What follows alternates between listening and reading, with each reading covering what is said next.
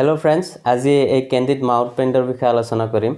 आपनर मुखत किबा फुसुरी हले बा मुखर भितरत घाव हले ভিটামিনৰ অভাৱ হলে যেটো মুখত ফুসুৰি হয় সৰু সৰু ঘাওৰ নিচিনা হয় মাউথ আলচাৰ হয় বা আপোনাৰ কিবা গৰম বস্তু বেছিকৈ গৰম লাগিলে মুখত ছাল যায় এনেকুৱা বেমাৰৰ ক্ষেত্ৰত যেটো আপোনাৰ ক্যান্ডিড মাউথ পেন ইউজ কৰা হয় এই ক্যান্ডিড মাউথ পেনটো বহুত ভাল ৰিজাল্ট দেখায়।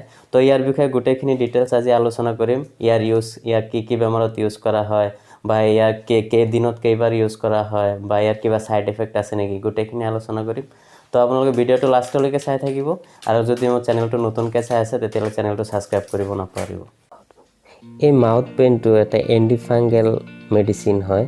তে আপোনাৰ মুখত যদি আপোনাৰ মুখত সৰু সৰু ফুসুৰি হয় ঘাওৰ নিচিনা হয় তে আপোনালোকে চাব যে তাৰ ওপৰত বগা এটা লেয়াৰ পৰি যায়, তাৰ স্কিনখিনি বগা হৈ যায় ঘাওটোৰ ওপৰত।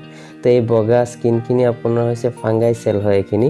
গতিকে এই এন্টিফাঙ্গেল যেটো মাউথ পেনটো আছে ক্যান্ডিড মাউথ পেন, এই মাউথ পেনটোত মেইনলি কোট্ৰিমাজল থাকে লগত গ্লিচাৰিনো থাকে, কিন্তু কোট্ৰিমাজলটো হৈছে আপোনাৰ এন্টিফাঙ্গেল মেডিসিন হয় আৰু ই আপোনাৰ সেই ঘাওৰ ওপৰত বা সৰু ফুসুৰিটোৰ ওপৰত হৈ যোৱা ফাঙ্গাই সেলখিনিক ই মাৰে আৰু মাৰি কিনে আপোনাৰ ঘাওটো সোনকালে শুকাবৰ কাৰণে ই সহায় কৰে।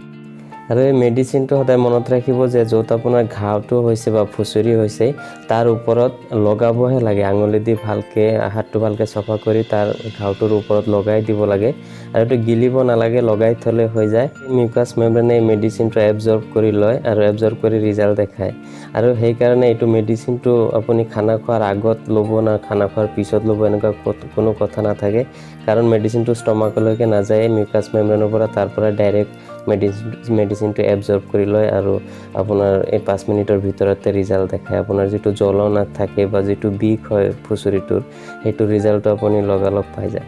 আপুনি মেডিসিনটো কেনেকৈ লগাব বলক হেতুৰ বিষয়ে আলোচনা কৰোঁ। তাই আপুনি মেডিসিনটো লগোৱাৰ আগতে আপোনাৰ দুয়োখন হাত ভালকে ধুই সফা কৰি ল'ব।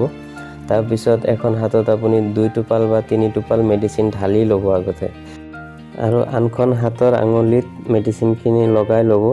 লগাই মিলি আপোনাৰ মুখত য'ত ঘাও হৈছে লিপছত হলেও লিপছৰ ভিতৰ ফালে বা আপোনাৰ জিভাত বা মুখৰ য'তে ঘাও হৈছে তাতে ভালকে আপুনি মেডিসিনখিনি নি আঙুলি দি ভালকে লগাই থব।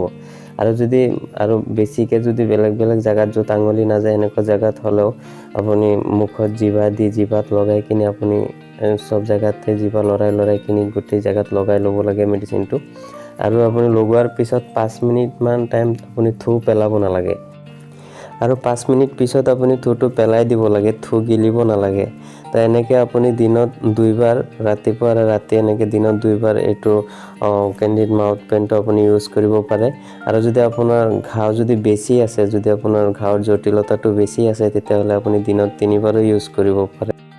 আৰু সাইড এফেক্টৰ কথা আলোচনা কৰিলে সাইড এফেক্টটো আপোনাৰ common side effect Nazia vomiting হোৱা দেখা পোৱা যায় কিছুমান পেশেন্টৰ, আৰু কিছুমান পেশেন্টক বেছি প্ৰবলেম হলে কেতিয়াবা আপোনাৰ উশাহ ল'ব কষ্ট পোৱা দেখা পোৱা যায় বা কিছুমান পেশেন্টক এইটো মলমটো লগালে মুখটো ফুলি যোৱা বা ডিঙি বা লিপছত কেতিয়াবা বা জিভাৰতো ফুলি যোৱা দেখা পোৱা যায় কিছুমান পেশেন্টৰ সাইড এফেক্ট হিচাপে। আৰু যদি আপোনাৰ এইটো মেডিসিনৰ যদি কিবা এলাৰ্জি প্ৰবলেম থাকে আপোনালোকৰ কোট্ৰিমাজলৰ পৰা তেতিয়াহ'লে আপোনালোকে মেডিসিনটো সদায় লোৱাৰ আগতে ডক্টৰক কনসাল্ট কৰিব, ডক্টৰক জনাব যে আপোনাৰ এইটো ক'ৰ পৰা আপোনাৰ এলাৰ্জি প্ৰবলেম আছে বুলি এনেকৈ জনাই ল'ব, তাৰ পিছতে আপোনালোকে মেডিসিনটো ল'ব। তো লাষ্টত আকৌ কৈছোঁ, যদি চেনেলটো নতুন চাই আছে যোনে তেতিয়াহ'লে চেনেলটো সাবস্ক্ৰাইব কৰিব নাপাহৰিব। মই প্ৰত্যেক সপ্তাহতে এটা ভিডিঅ' দি থাকোঁ মেডিসিনৰ ওপৰত, মেডিসিনৰ বিষয়ে আপোনালোকে জানিব পাৰিব, জ্ঞান ল'ব পাৰিব, গতিকে মোৰ চেনেলটো সাবস্ক্ৰাইব কৰিব নাপাহৰিব।